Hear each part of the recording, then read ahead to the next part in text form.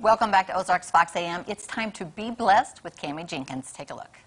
Growing up, I was always such a people pleaser, and I still generally am. I was the girl who always did what I was told. I always did the right thing. I always made the good decision. I think I fed off the reactions that I got. My brain followed this path of when I am good, I am loved. And whenever I disappoint someone, I felt like that would make them not love me. No one taught me that. It was just my nature to feel like that's how it worked. So then I carried that over to how God thought about me. As long as I followed His rules, I felt like I was in good standing. But when I made mistakes, I was devastated because I couldn't possibly be loved or favored.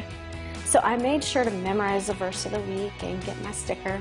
I put my quarter in the offering, and I did whatever else I thought I was supposed to do.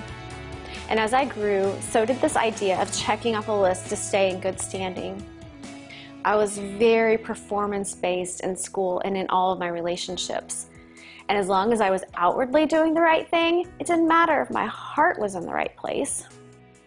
Until one day, I heard a verse about people doing what appeared to be right and how that's not at all what God wanted.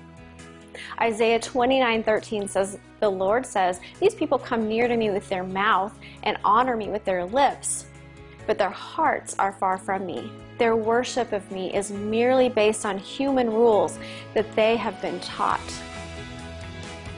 Someone out there needs to hear this as much as I needed to learn it for myself. You don't need to win God's approval. You can't earn it. You already have His approval because Jesus wiped away everything you've done wrong. All the bad choices you made, all the rules you've broken, all you have to do is accept it. Make your heart right with God. Once your heart is right, the rest follows. You can deal with all those other things after you take care of this one thing. So bring your whole heart to God. Only when I turned my heart over to God did I stop trying to win God's approval and instead just became thankful that I already had His approval.